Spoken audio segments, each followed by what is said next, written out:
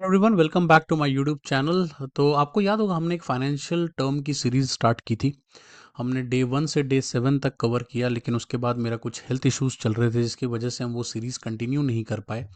Plus उसको हम पहले शॉर्ट फॉर्म में कवर करने की कोशिश कर रहे थे, 1 मिनट 1.5 मिनट। तो मुझे ऐसा लगता था कई बार वो टर्म में जितनी एक्सप्लेनेशन की रिक्वायरमेंट है उतनी मैं वहाँ पे कवर नहीं कर पा रहा हूँ। मे बी शायद वो मेरा प्रॉब्लम होगा, I don't know.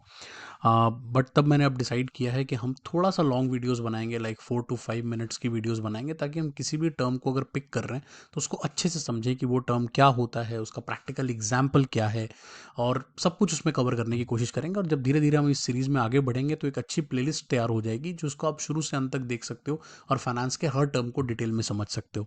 I hope कि आपको ये आइडिया अच्छा लगेगा। प्लीज़ आप बताना आपका क्या सोचना है इस कमेंट सेक्शन में कि आपको ये वाला फॉर्मेट कैसा लग रहा है।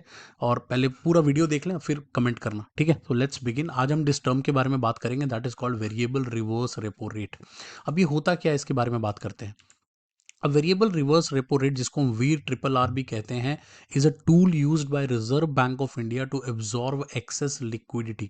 अब होता क्या है, कई बार बैंक्स के पास एक्स्ट्रा पैसा होता है, तो वो एक्स्ट्रा पैसा बैंक जो है, रिजर्व बैंक ऑफ इंडिया क्या करती है, उसको एब्जॉर्व कर लेती है, उस लिक्विडिटी को एब्जॉर्व कर लेती है एक शॉर्ट पीरियड ऑफ टाइम के लिए।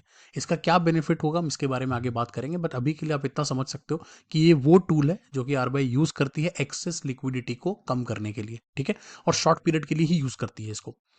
It is a type of reverse repo. तो अब हमने ऑलरेडी रिवर्स रेपो पढ़ा था उस सीरीज में, वो वीडियो मैं लिंक में डाल दूंगा, आप चाहो तो देख सकते हो। तो रिवर्स रेपो क्या होता है वो हमें पता भी है, बट ये उससे डिफरेंट है। क्या डिफरेंट है इसमें, तो इंटरेस्ट रेट जो है यहाँ पे वो फिक्स्ड नहीं होता है। रिवर्स रेपो में क्या होता है, एक फिक्स्ड रेट ऑफ इंटरेस्ट होता है।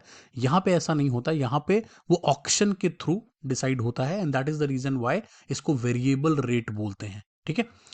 अब अगली चीज जो हमें समझनी है वो ये है कि जो वेरिएबल रिवर्स रेपो रेट है वो रिवर्स रेपो रेट से कैसे डिफरेंट है। एक पॉइंट तो मैंने आपको ऑलरेडी बता दिया है कि नॉर्मल रिवर्स रेपो रेट में जो आरबीआई जो है वो फिक्स्ड इंटरेस्ट रेट देती है, जबकि जो हमारा वी ट्रिपल आर होता है यहाँ पे ऑक्शंस होते हैं, बैंक बिडिंग करता है, और बैंक बिडिंग के हिसाब से फिर आरबीआई डिसाइड करती है कि उसको कौन सा इंटरेस्ट रेट वो फाइनलाइज करेगी।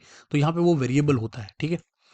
The cut off rate obviously हमेशा लोएस्ट को ही प्रेफर दिया जाएगा, राइट। आरबीआई तो चाहेगी ना उसको लो इंटरेस्ट रेट पे चीज़ें मिल जाएं, राइट।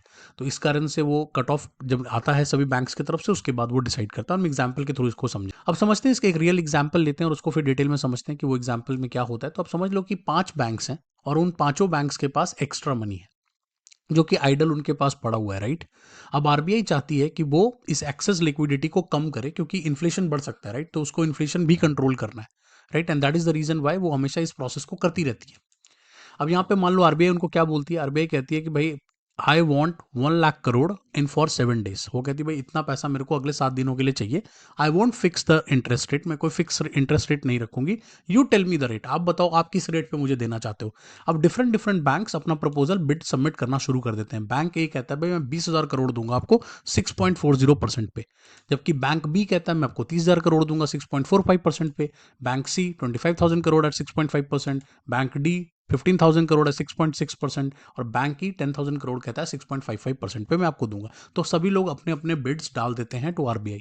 अब इसके बाद आगे क्या होता है, तो आगे ये होता है कि आरबीआई फिर अब इसमें से देखती है कि भाई मैं लोएस्ट इंटरेस्ट रेट कौन सा पिक करूं, उसके हिसाब से उसको मैं दे पाऊं, ठीक है। तो अब एंटायर बिड ऑफ एबीसी, उनको एबीसी का 3 बिड उनको पसंद आया कि भाई ये 3 बिड्स मैं लेना चाहती हूँ, and a part of D bid also. तो मतलब बैंक ई तक वो नहीं जाएगी, वो एबीसी और डी में ही, डी का भी थोड़ा ही लेगी, एबीसी से ही ज्यादा लेना पसंद करेगी। तो कट ऑफ रेट एक बार डिसाइड कर देती है कि चलो ओके भाई 6.5% हमारा कट ऑफ होगा, और उसी के हिसाब से वो उसके बाद बैंक्स जो है वो ले लेती है। अब इससे फायदा क्या, बैंक से पैसा ले लेती है। अब इससे फायदा क्या होता है, बैंक को तो इंटरेस्ट बनता है क्योंकि उसने मनी दिया है आरबीआई को, और आरबीआई को सबसे बड़ा फायदा क्या होता है कि वो लिक्विडिटी को रिड्यूस कर देता है, जिससे कि इन्फ्लेशन कंट्रोल हो जाता है। तो आई होप कि आपको ये टर्म समझ में आ गया हो, वी ट्रिपल आर क्या होता है। Thanks for watching.